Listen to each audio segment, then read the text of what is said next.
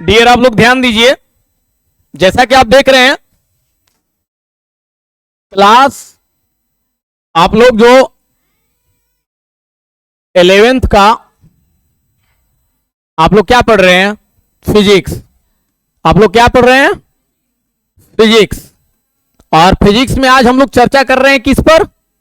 विस्थापन। किस पर चर्चा कर रहे हैं? विस्थापन के बारे में चर्चा कर रहे हैं हम लोग ना। तो आप लोग ने देखा, अभी मैं जैसा कि बताया विस्थापन की परिभाषा में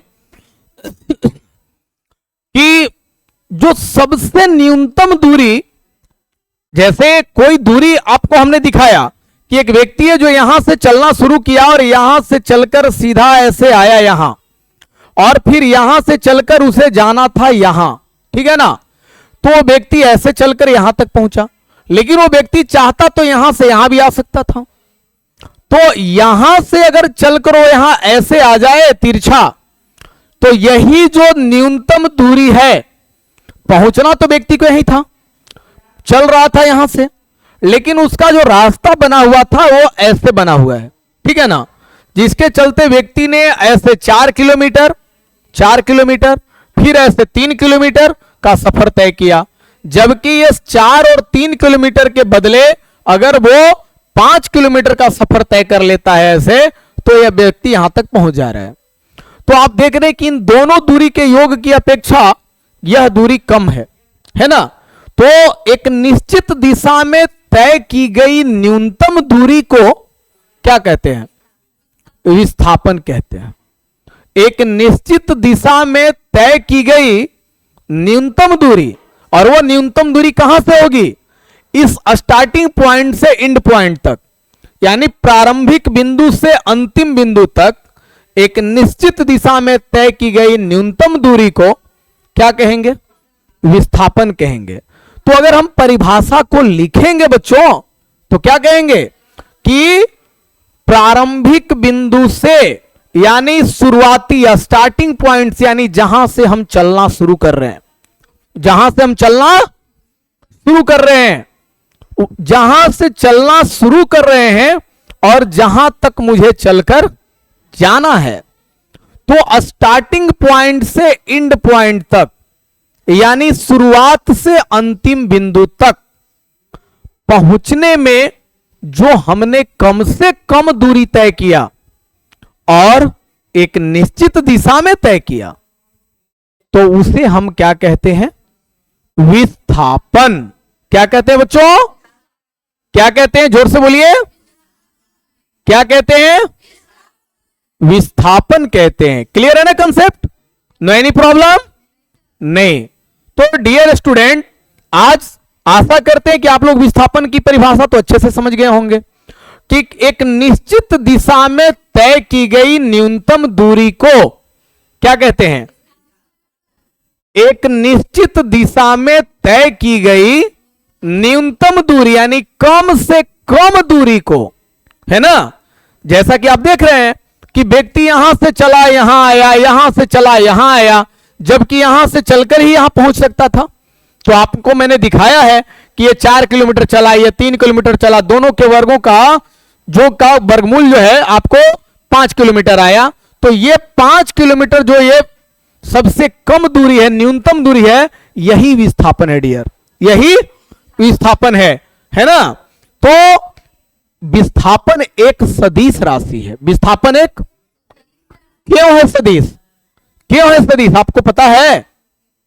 सदिश जिसमें दिशा निश्चित है, जिसमें दिशा, तो विस्थापन में दिशा निश्चित है ना। विस्थापन में दिशा, दूरी में दिशा निश्चित, दूरी में दिशा निश्चित नहीं है, लेकिन विस्थापन में दिशा निश्चित है। तो जब दिशा निश्चित है तो विस्थापन एक सदिश राशि है। दिशा निश्चित नहीं है, इसलिए दूरी एक अदिश राशि है। क्लियर है? दूरी एक अदिश राशि है। अब देखिए, दिशा निश्चित नहीं है किसमें? दूरी में। किसमें दिशा निश्चित नहीं है? दूरी में। और किसमें दिशा निश्चित है? विस्थापन में। किसमें दिशा निश्चित है? विस्थापन में। तो डियर, शायद आप समझ गए होंगे कि दूरी और विस्थापन में क्या अंतर है।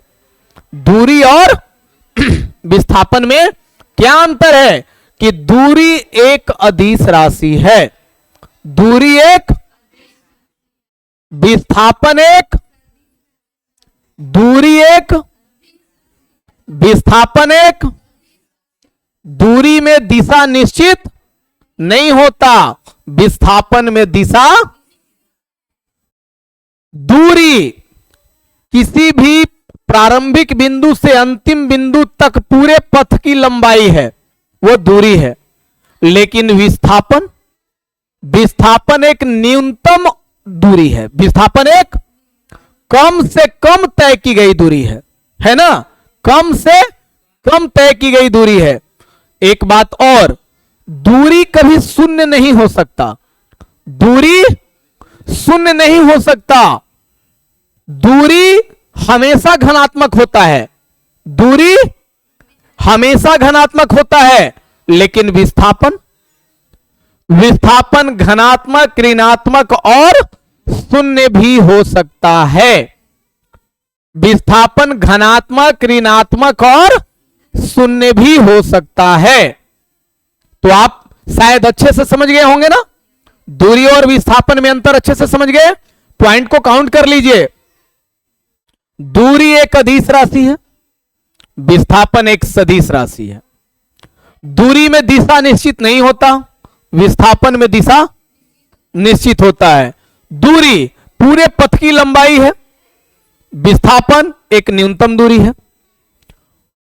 दूरी हमेशा धनात्मक होता है, विस्थापन धनात्मक, ऋणात्मक और शून्य भी हो सकता है। तो हमने ये चार अंतर आप लोगों को दूरी और विस्थापन में बताया, और विस्थापन की परिभाषा भी अच्छे से हमने समझा दिया कि विस्थापन किसी प्रारंभिक बिंदु से अंतिम बिंदु तक एक निश्चित दिशा में तय की गई न्यूनतम दूरी है। विस्थापन क्या है? किसी प्रारंभिक बिंदु से अंतिम बिंदु तक एक निश्चित दिशा में तय की गई न्यूनतम दूरी है। यानी अगर शॉर्ट में बोले तो यह कह सकते हैं कि एक निश्चित दिशा में तय की गई न्यूनतम दूरी को विस्थापन कहते हैं। तो आज आप लोग को विस्थापन और दूरी और विस्थापन में अंतर, ये दो क्वेश्चन का जवाब तो बिल्कुल क्लियर हो गया होगा। आशा करते हैं पूरा कंसेप्ट क्लियर हो गया होगा आज विस्थापन का और दूरी और विस्थापन में अंतर का। ठीक है बच्चों, तो आज का क्लास इतना ही। शेष अगले दिन हम लोग पढ़ेंगे स्पेक्ट्रम ग्लोबल स्टडीज गो। स्पेक्ट्रम ग्लोबल स्टडीज गो मैं गगन सर आप लोगों को class 9th 10th 11th 12th competition और कंप्यूटर के सारे कोर्स हमारे आप इस YouTube channel spectrum global studies go और प्ले स्टोर पर अगर आप जा करके हमारा बैच को परचेज करना चाहते हैं, ऑनलाइन क्लास लेना चाहते हैं, तो आप लोग हमारे ऐप को डाउनलोड करें प्ले स्टोर से जाकर।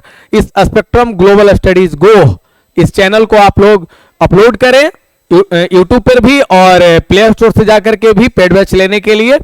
और आप लोग निरंतर हमारे क्लास का लाभ उठाइए।